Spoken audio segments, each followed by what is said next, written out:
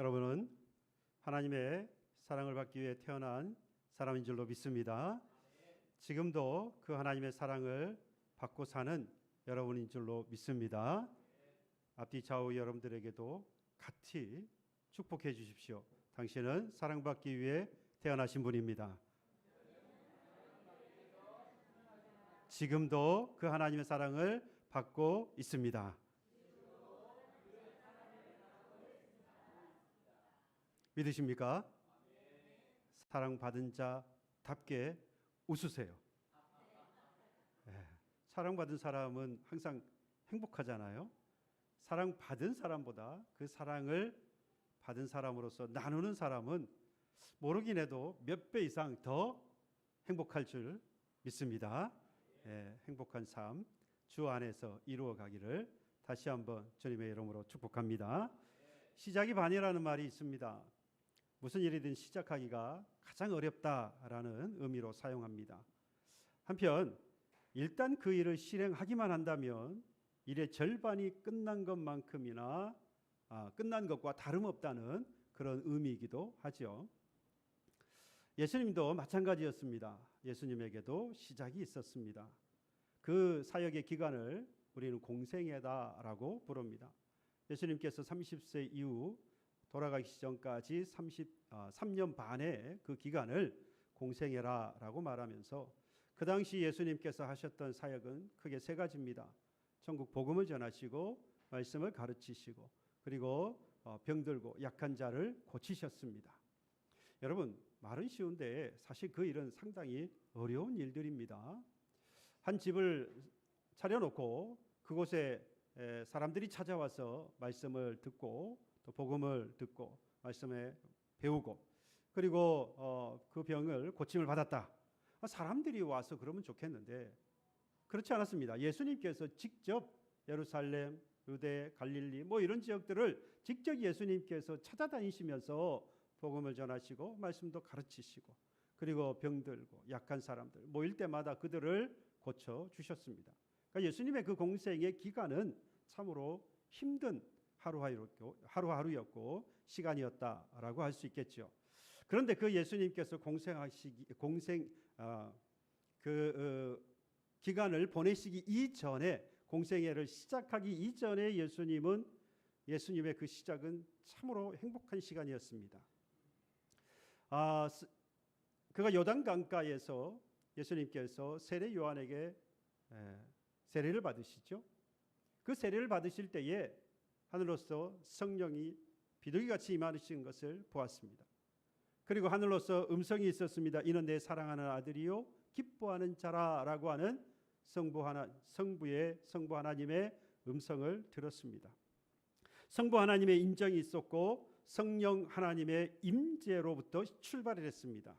그러니 이보다 더 좋을 수는 없겠지요. 그런데 그 모든 상황이 한순간에 바뀌었습니다. 요단강가에서 장소가 유대 광야로 바뀌었어요. 광야는 낮에는 태양빛이 장렬하는 곳이고 밤에는 차가운 바람이 몰아치는 곳입니다. 더 충격적인 것은 이 유대 광야로 성령께서 예수를 인도했다, 이끌었다라고 말합니다. 성령이 예수님을 마귀에게 시험을 받는 자리로 이끌어갔다는 거죠. 여기에는 의미가 있습니다. 사탄이 와서 예수님을 시험할 수는 없어요. 예수님은 모든 권세를 가진 자로서 사탄이 와서 시험할 수 있는 그런 위치에 계시는 분이 아니라는 이야기입니다. 그러니 사탄에게 시험을 받도록 예수님께서 열어주셔야 돼요. 허용을 해주셔야 사탄이 와서 시험할 수 있는 겁니다. 그래서 성령께서 이 예수님을 이끌고 광야로 가셨다라고 할 수 있죠.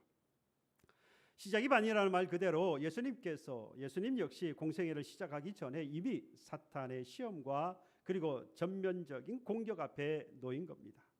그런 예수님의 그 시작은 마치 성령의 임재와 성부 하나님의 음성을 통해서 참 편하게 시작하는 것 같았지만 사실은 그렇지 않았다는 이야기입니다.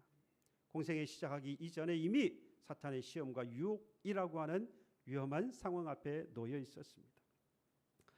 저는 오늘 이 사탄의 시험과 유혹 앞에서 예수님께서 어떻게 어떻게 대처를 하셨는지를 살펴보려고 합니다. 왜냐? 우리는 이 사탄의 시험과 유혹을 끊임없이 경험하기 때문이죠.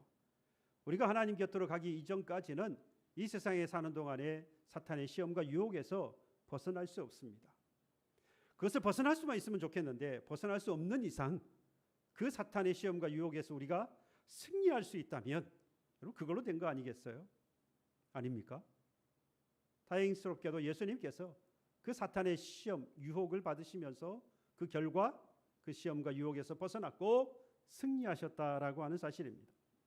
광야에서 불어오는 그 시험과 유혹을 예수님께서 그러면 어떻게 승리하셨느냐?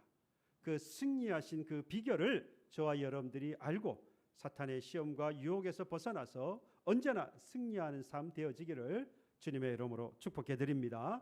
그럼 먼저 생각할 게 있어요. 이 사탄의 시험이라고 하는 것, 유혹이라고 하는 것이 언제 오느냐라고 하는 겁니다. 보시죠. 예수님은 요단강가에서 세례 요한으로부터 세례를 받으실 때의 하나님의 음성과 그리고 성령의 임재를 경험한 이후에 어디로 갔습니까? 유대 광야로 가서 시험과 유혹을 사탄에게 당하게 되어집니다. 그러니까 시험과 유혹이라고 하는 것은 언제 다음에 오는 거죠? 하나님의 은혜 다음에 오는 것이라는 거죠. 그러면 왜 은혜가 충만한 이후에 사탄의 시험과 유혹이 오는 것일까? 시편 23편의 다윗의 고백에서도 같은 상황을 볼 수 있습니다. 다윗의 고백은 푸른 풀밭, 쉴만한 물가를 먼저 고백하고 그 다음에 뭐가 찾아오죠? 사망의 음침한 골짜기가 다 있습니다. 그러니까 하나님의 은혜를 먼저 경험하고 그 다음에 광야의 시험 또는 유혹, 사탄의 시험과 유혹이 찾아오더라는 거죠. 예수님도 그랬습니다. 하나님의 음성과 성령의 임재라고 하는 큰 그 은혜가 있은 이후에 광야에서 사탄의 시험과 유혹이 있었다. 그러면 여러분들 생각할 수 있는 게 있죠. 왜 이 순서로 진행이 될까? 그 하나님의 은혜가 예수님에게도 광야에서의 그 40일 금식하는 가운데 굶주렸던 그 예수님을 뭐 할 수 있게 하셨다? 승리할 수 있도록 하셨다라는 것입니다. 그러기에 오늘 내가 만난 시험과 유혹이 있다? 여러분 그렇다면 이미 이전에 내가 무엇을 경험했다? 하나님의 은혜를 경험했다는 이야기예요. 시험과 유혹을 충분히 견딜 만한 하나님의 은혜를 이미 경험한 사람이라는 겁니다. 끊임없이 사탄의 시험과 유혹에 시달리는 저와 여러분들 이미 하나님의 은혜를 받은 자인 줄로 믿습니다. 축복하십시오. 앞뒤 좌우에 계신 교우 여러분들에게 당신은 하나님의 은혜를 받은 분이십니다. 믿으십니까? 예. 그러면 이제부터 예수님이 겪게 된 이 시험을 하나씩 살펴보겠습니다. 3절의 말씀에 보면 시험하는 자, 그 사탄, 마귀라고 할 수 있습니다. 그 사탄이 예수께 왔습니다. 돌들로 떡덩이가 되게 하라라고 이야기합니다. 여러분 이것이 왜 시험이 됐을까? 보통 이 말씀을 가지고 예수님을 사탄이 시험하는데 이 첫 번째 시험은 육체적 시험이다라고 말합니다. 그러니까 배가 고파요. 그러니까 돌들로 떡덩이가 되게 해서 먹으라 하라는 이야기잖아요. 그러니까 인간의 육체는 연약하고 그러니 그 배고픔의 시달림 이건 육체적인 문제다. 그래서 육체의 시험을 하고 있다라고 이야기를 합니다. 또 고민이 됐어요. 과연 이게 전부일까? 과연 이것이 이 사탄이 예수님에게 찾아와서 했던 시험의 목적일까? 사탄이 이미 잘 알아요. 인간이 얼마나 나약한 존재인지. 그 육체를 가진 이상 그 육체가 가장 약하다는 것을 사탄은 너무나도 잘 압니다. 너무나도 잘 아는 사탄이 굳이 그 육체를 시험할 이유가 있을까? 물론 뭐 그럴 수도 있겠지만 제가 아무리 생각해도 그게 전부는 아닌 것 같아요. 우리가 먼저 생각할 것은 이 사탄이 왜 하필 떡을 만들라라고 했을까라는 점입니다. 지금 예수님의 상황이 어떤 상황입니까? 광야에 있습니다. 바꾸어 말하면 가만히 있는 것조차도 견디기가 힘든 상황이에요. 그런데 게다가 지금 뭐 하셨습니까? 40일 동안이나 먹지도 마시지도 못하고 있는 그래서 아주 극한 상황에 처해 있는 것입니다. 이중고에 처해 있는 겁니다. 영화 글래디에이터를 보셨습니까? 마지막 장면에 가면 주인공이 막시무스의 어떤 그 전투력 그가 가지고 있는 무력이 뛰어난 것을 알고 당시의 황제였던 코모두스가 이 막시무스의 등에 칼을 꼽습니다. 그래서 이제 결투에 내보내는 거거든요. 지금 사탄이 그런 비열한 방법을 사용하고 있는 거예요. 광야라고 하는 척박한 상황에 있는 것도 너무나도 힘든데 그런 예수가 지금 굶주린 상황에 있을 그때에 뭘 돌들로 뭐 하라고요? 떡덩이를 만들어라. 그럼 다시 뭐 하라는 이야기입니까? 먹으라는 이야기잖아요. 먹으라는 이야기입니다. 여러분, 배고픈 사람에게 필요한 건 뭡니까? 떡입니다. 예. 돌들로 떡덩이가 되게 하라라고 하는 것은 배고프니까 밥을 먹어라라는 그런 합리적이고 이성적인 말입니다. 저와 여러분들이 배가 고파요.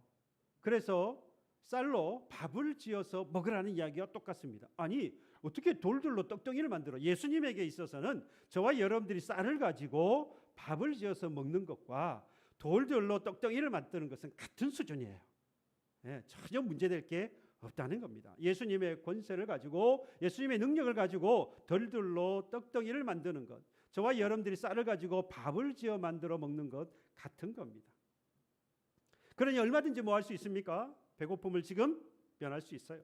돌들로 명하여서 떡을 만들어 먹을 수 있는 상황입니다. 예수님도 인간의 의식주가 필요한 걸 너무나도 잘 아셔서 기도할 때 일용할 양식을 구하라고 했습니다. 여기서 양식이라고 하는 것은 먹는 것만을 이야기하는 건 아닙니다. 사람이 필요한 의식주 전체를 이야기하는 거예요. 그래서 우리도 뭘 구합니까? 떡을 구합니다. 그래서 떡을 구하기 위해서 힘써 일하기도 하죠. 돈이 있어야 생계를 유지할 수 있고요. 자녀들을 양육할 수 있습니다. 집을 마련할 수 있고 나의 미래와 가정의 미래와 그리고 내 노후를 준비할 수 있습니다. 이렇게 세상의 물질의 필요를 채운다고 하는 것은 지극히 기초적인 인간다운 삶을 이야기하고 이건 필요 조건이라고 할 수 있어요. 그러면 이런 생각을 하는 우리에게 또는 예수님에게 사탄은 무엇을 노리고 있느냐는 거예요. 여러분, 이 사탄은 지금 이런 이야기를 하는 겁니다. 자, 너에게는 육적인 필요한 것들이 있지. 교회와 그리고 하나님에게는 영적으로 필요한 것들이 있어. 그러니 육적인 것들이 필요한 너희들은 세상에 가서 그 육적으로 필요한 것들을 뭐하고 힘써 일해서 구하고, 영적인 것들은 하나님에게 있고 그리고 교회에 있으니 이곳에 와서 뭐해라? 채우라라는 이야기를 하고 있습니다. 그래서 세상의 필요를 채우기 위해서 영적인 것들을 뒤로 자꾸만 미루도록 만드는 거예요. 다시 말하면 육체적인 것과 영적인 것을 자꾸만 분리하도록 만들고 있는 겁니다. 그러다 보니까 결국 하나님은 내 가정과 내 미래에 필요한 것들을 채워주시는 분 정도로 생각하거나 아니면 더 나아가서 아무런 상관이 없는 그런 분으로 만들어서 하나님과 나 또는 하나님과 인간 사이 그 사이를 멀어지게 하거나 또는 아예 깨어지도록 만드는 것이 지금 사탄이 시험하고 있는 목적이라는 것입니다. 육체적인 필요한 것들을 살아가는 것. 그래서 육체의 결핍을 보고 거기에 빠져 살아가는 그런 인간의 나약함을 지금 시험하는 사탄이라고 볼 것이 아니라 지금 사탄은 육적인 것과 영적인 것, 인생과 신앙이라고 하는 것을 뭐 하고 있습니까? 철저하게 분리를 시키고 있는 거예요. 그러면 여러분, 육체적인 것과 영적인 것을 분리가 되는 것입니까? 예수님께서 이 시험에 대하여서 하신 말씀을 보세요. 오늘 4절의 말씀입니다. 예수께서 대답하여 이르시되 기록되었을 때 사람이 떡으로만 살 것이 아니요 하나님의 입으로부터 나오는 모든 말씀으로 살 것이라 라는 말씀으로 이 사탄의 유혹을 물리치게 됩니다. 여러분, 이 말씀의 뜻은 그렇습니다. 육신을 위한 떡이 있고 영혼을 위한 하나님의 모든 말씀이라고 하는 것이 있다라는 거예요. 그러면 이 두 관계는 떨어지는 것이냐? 떨어진 것이라고 한다면 여러분, 떡을 위하여서 살지 말고 뭐를 위해서? 영혼을 위한 하나님의 모든 말씀을 위하여서 또는 말씀으로 살아라라고만 하셔야 돼요.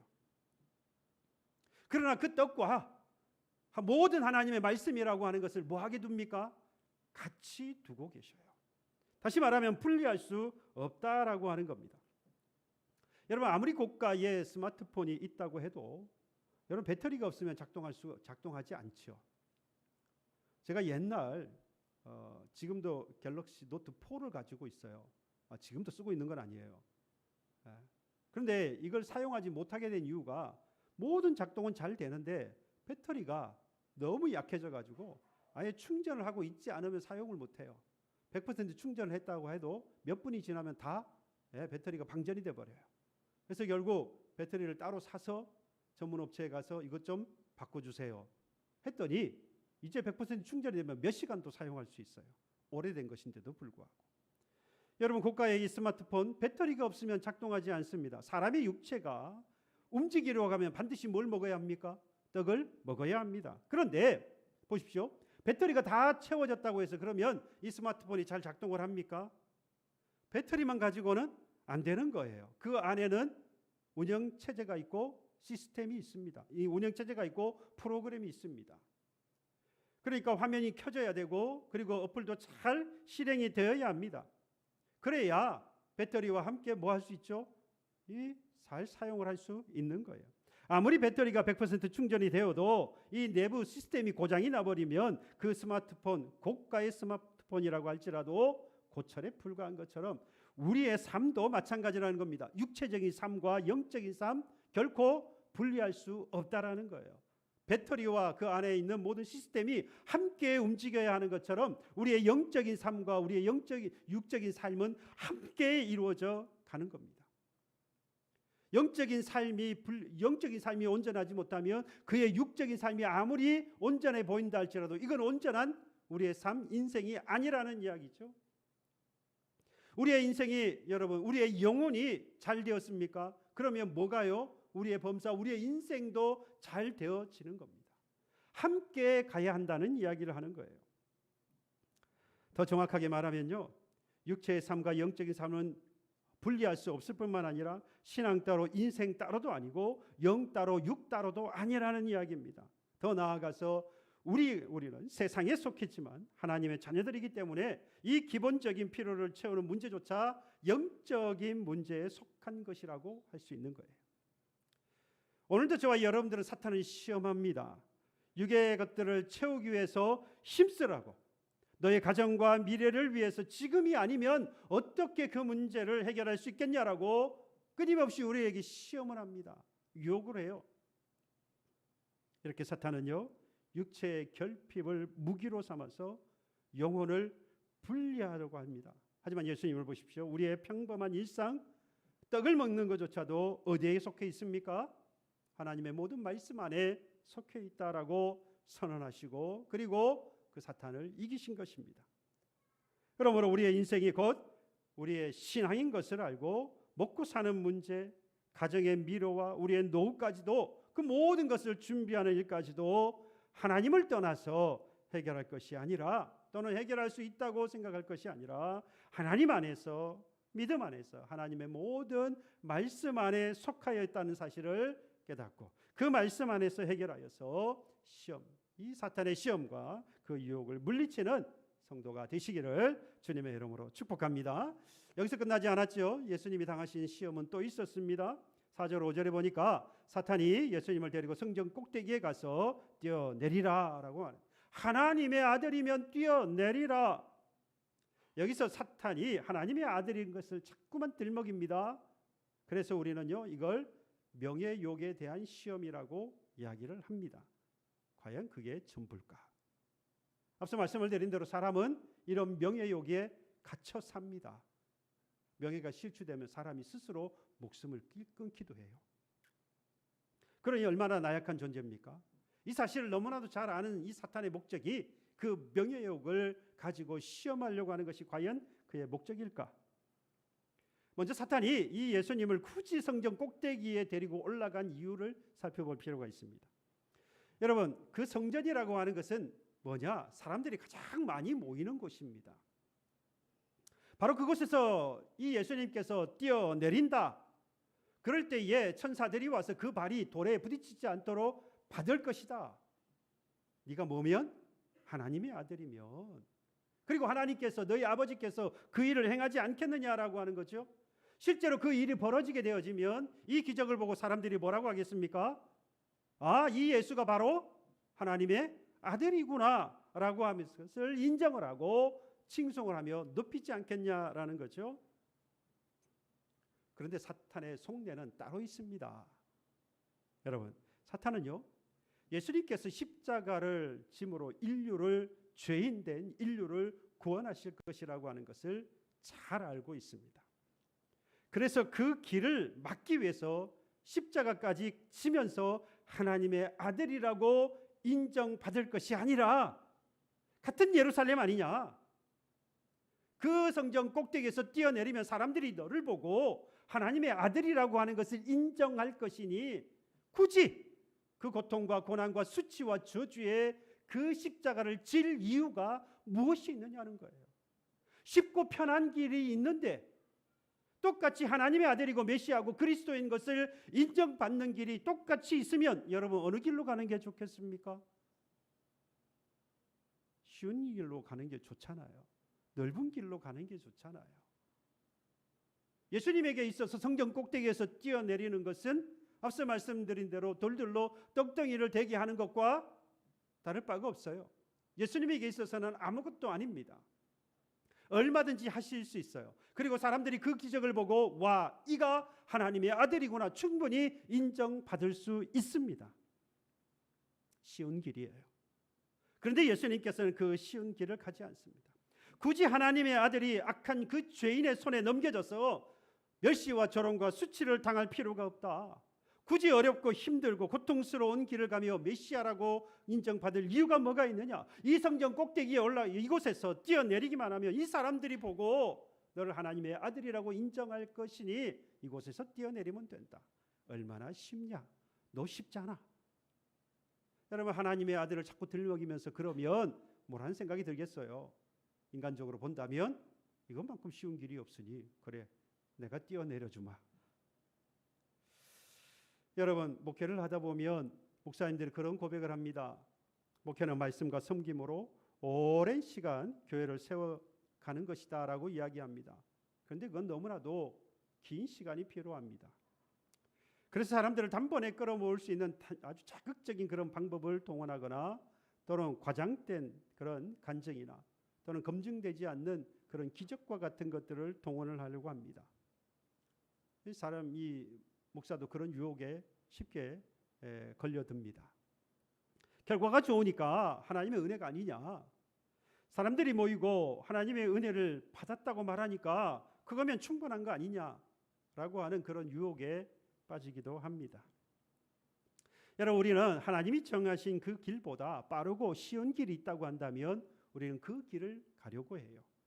예수님에게도 쉽고 빠른 길이 있었습니다. 십자가를 지는 것보다도 더 빠르고 쉬운 그 하나님의 아들이라고 하는 메시아 그리스도라고 하는 인정을 받을 길이 분명히 있습니다. 그러나 예수님은 그 길로 가지 않았습니다. 성전에서 뛰어내리는 그 쉽고 빠른 길을 선택하지 않았습니다. 여러분, 이걸 뭐라고 말하느냐? 하나님을 시험하지 않았다라는 말씀입니다. 그래서 7절에 예수께서 이르시되 또 기록되었을 때 주 너의 하나님을 뭐하지 말라? 시험하지 말라. 여러분, 예수님은 아버지께서 십자가에서 고통 가운데 절규하며 죽을 그때에 도와주지 않을 것을 너무나도 잘 알고 계셨습니다. 만약에 그때에 도와주셔서 십자가에서 끌어내려주신다고 한다면 결국 죄인인 우리를 뭐한 것이죠? 포기한 것이 되죠.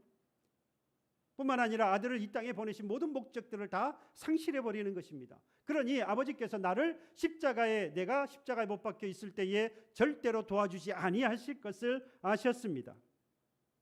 그래서 아들이 뛰어내리는데 아버지가 살려주지 않겠느냐라고 하는 이 사탄의 말이 얼마나 헛된 말인지 거짓말인지를 잘 알고 계셨던 거예요. 마지막에 예수님께서 십자가에 달려 죽으실 때에 마태복음 27장 40절 말씀에 보면 사람들이 그 예수님, 십자가에 못 박히신 예수님을 보고 네가 만일 하나님의 아들이거든 자기를 구원하라, 십자가에서 내려오라, 그러면 하나님의 아들인 것을 우리가 믿겠다라고 이야기해요. 지금 사탄이 하는 말하고 똑같은 이야기를 하죠. 그래서 예수님은요, 하나님을 시험하지 않았습니다. 이 모든 것이 거짓인 걸 알고 예수님은 그 사탄의 유혹과 시험에 빠지지 않았어요. 그리고 예수님은 그 하나님의 하시는 그 말씀을 뭐합니까? 신뢰했습니다. 예수님이 십자가의 극한 고통 속에서도 아버지를 시험하지 않았습니다. 아버지를 신뢰하고 아버지 손에 나의 영혼을 부탁합니다라고 기도합니다. 여러분, 사탄은 끊임없이 우리를 시험할 거예요. 끊임없이 우리를 유혹할 겁니다. 예수님이 하나님의 아들이냐라고 시험한 것처럼, 예수님에게 하나님의 아들이냐라고 시험했던 것처럼 사탄은 우리에게도 네가 하나님의 백성이 맞느냐라고 시험할 거예요. 하나님이 너를 사랑하는 자가 하나님이 너를 사랑하는 것이 맞느냐라고 저와 여러분들을 시험할 겁니다. 그때 예수님이 하나님의 아들이냐, 내려오라, 증명하라라고 하는 그 사탄의 시험에 유혹에 빠지지 아니한 것처럼 하나님에 대한 전적인 그 신뢰에서 저와 여러분들도 그 사탄의 시험과 유혹에서 벗어날 수 있기를 소망합니다. 여러분, 하나님은요, 나의 모든 물질적인 그 필요, 그리고 영적인 이 모든 것들, 필요한 것들을 하나님께서 다 하십니다. 그래서 그 필요를 다 채워주시는 여호와 이레의 하나님이세요. 우리의 인생이 탄탄대로에 있든지 험산준령을 넘어가고 있든지 이 모든 것을 다 하시고 평강 가운데 지켜주시는 여호와 샬롬의 하나님이십니다. 최후 승리를 약속하시고 그 약속을 반드시 지켜주시는 여호와 니시의 하나님 아닙니까? 여러분, 그 하나님을 신뢰하십시오. 그 하나님을 신뢰함으로 우리는 이 사탄의 시험과 유혹에서 반드시 벗어나서 승리하는 성도가 될 줄로 믿습니다. 여기서 끝나면 얼마나 좋을까요? 여전히 사탄의 시험은 끝나지 않았습니다. 또다시 사탄은 연패에도 굴하지 않았고 다시 예수님을 높은 산에 데리고 올라가서 천하 만국과 그의 영광을 보여주면서 말합니다. 나에게 경배하라. 그러면 이 모든 것들을 너에게 주겠다라고 말합니다. 그래서 이 부분을 가지고 인간이 가진 권세욕에 대한 시험이다라고 말합니다. 인간의 그 약한 부분 가운데 권세욕이 있죠. 자리를 탐하는 마음이 있습니다. 과연 사탄의 목적이 이것이 전부일까? 권세욕에 대한 그 사탄의 시험일까? 여러분, 지금 이 산이 어느 산인지는 잘 모릅니다. 이스라엘의 가장 높은 산은 헐몬산입니다. 중동 지역에서 가장 높은 산은 아라랏산입니다. 모세가 하나님께서 약속하신 가나안 땅을 볼 수 있었던 느보산이 있습니다. 어느 산에 올라갔는지는 정확하게 알 수는 없습니다만은 분명한 사실이 있습니다. 세상 한 곳을, 모든 것을 다 볼 수 있는 높은 곳에 마귀가 예수님을 데려간 것은 바로 이 세상의 모든 것이 다 누구의 것이다? 자신의 것이다 라고 하는 것을 보여주면서 가지고 싶은 욕망을 불러일으키기 위해서 가장 높은 산에 데리고 올라간 겁니다. 견물생심이라고 하는 말이 있잖아요.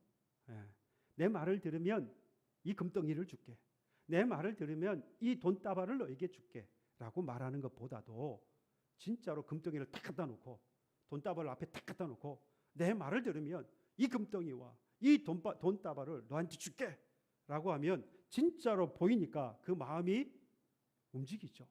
통합니다. 여러분, 스트레스를 풀기 위해서 어디를 가십니까? 백화점에 갑니다. 돈이 없어서 백화점에 가도 사지는 내가 않을 거야. 그래서 윈도우 쇼핑만 해도 스트레스가 풀린다 생각하고 백화점에 갑니다. 그런데 나올 때는 양손에 가득 든 쇼핑백을 보면서 망연자실하죠. 다음에는 이러지 말아야지. 나중에 나올 카드값을 생각하면서 큰일 났다라는 생각을 하죠. 사람은 눈에 보이는 것 때문에 마음이 흔들리는 겁니다.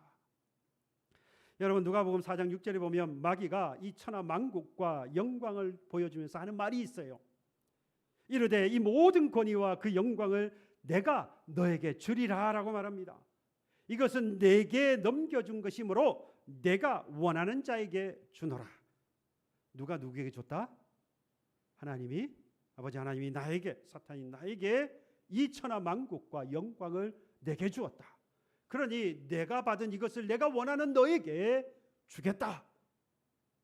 여러분, 마귀는 천하 만국의 모든 권세와 영광이 자기에게 넘어왔다. 그러니 넘어온 이것을 너에게 줄게 라고 말하고 있는데 하나님은 단 한 번도 그에게 천하 만국과 영광을 넘겨준 적이 없습니다. 여러분, 사탄을 뭐라고 부르느냐? 세상의 임금이라고 부르고요, 공중 권세 잡은 자라고 부릅니다. 불순종의 아들들 가운데에서 왕노릇하는 자라고 부릅니다. 이 말의 뜻은 뭐냐면 너는 세상에 속한 자이지 천하만국과 그에 따르는 영광을 가진 자라는 말이 아니라는 거예요. 천하만국과 영광은 누구에게만? 하나님에게만 있는 거예요. 너는 그 세상에 속하여서 그 악한 것들 가운데 있는 자이지 그 천하만국과 그에 따르는 영광을 가진 자가 아니라는 이야기가 오히려 이 말씀인 겁니다. 그런데 예수님께 주겠다라면서 엎드려 내게 경배하라고 이야기합니다. 사기를 치고 있는 거죠. 천하만국의 통치권과 영광은 하나님께 있습니다.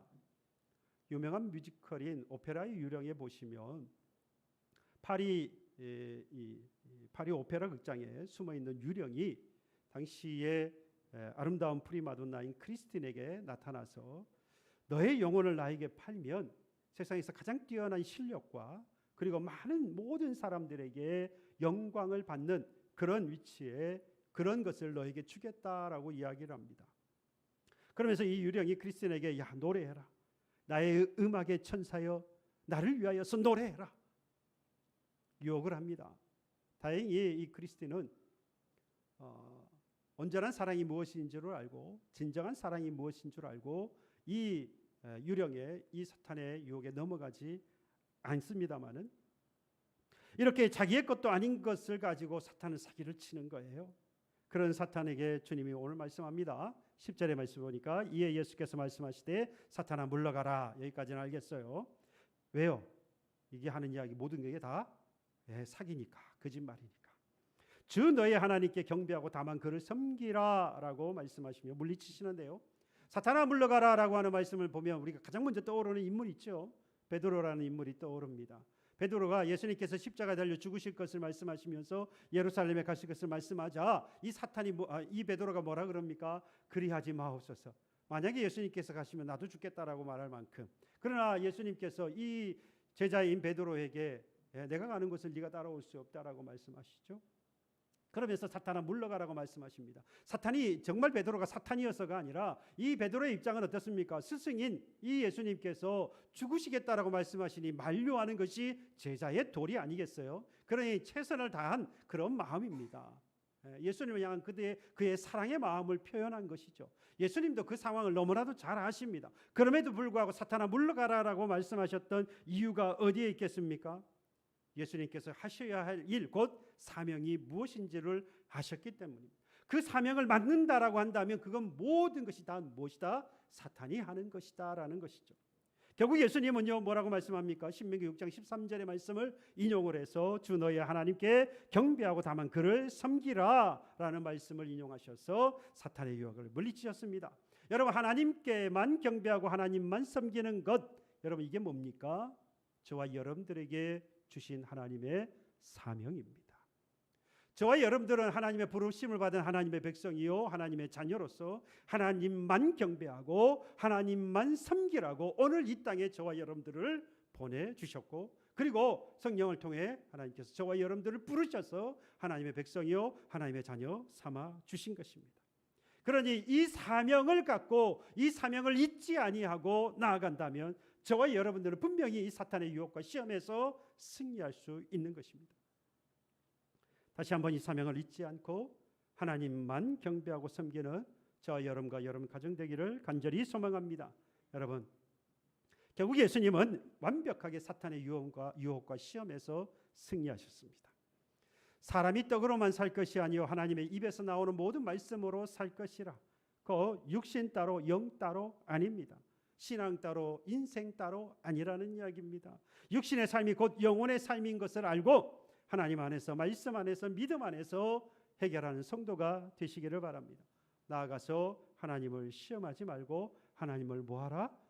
신뢰하라 했습니다. 주님이 쉬운 길을 선택하지 않았습니다. 오직 십자가의 길을 선택하셨습니다. 누구를 신뢰함으로? 하나님을 신뢰함으로. 여러분, 그 길을 단 한 번도 의심하지 않고 하나님을 신뢰함으로 그 시험, 사탄의 시험과 유혹에서 승리하셨던 것처럼 저와 여러분들에게도 하나님 신뢰함으로 여러분 사탄의 유혹과 시험에서 승리할 수 있기를 소망합니다. 더불어서 하나님께만 경배하고 하나님만 섬기는 것이 우리에게 주어진 사명이라는 사실을 잊지 마시기를 바랍니다. 그러면 여러분 그 길 끝에 무엇이 있는 줄 아십니까? 그 길을 예수님을 따라서 끝까지 가게 되어지면 부활의 영광과 더불어 최후 승리가 예비되어져 있습니다. 이 부활의 영광과 이 최후의 승리를 얻기까지 장망성을 떠나서 천성문을 향하여 갔던 기독도와 같이 여러분 사탄의 시험과 유혹을 이기고 주님이 가신 그 십자가의 길을 다 따라가는, 그래서 마지막 부활의 영광과 최후의 승리를 얻게 되어지는 저와 여러분과 여러분 가정이 되어지기를 주님의 이름으로 축복합니다. 함께 찬송합니다. 찬송가 150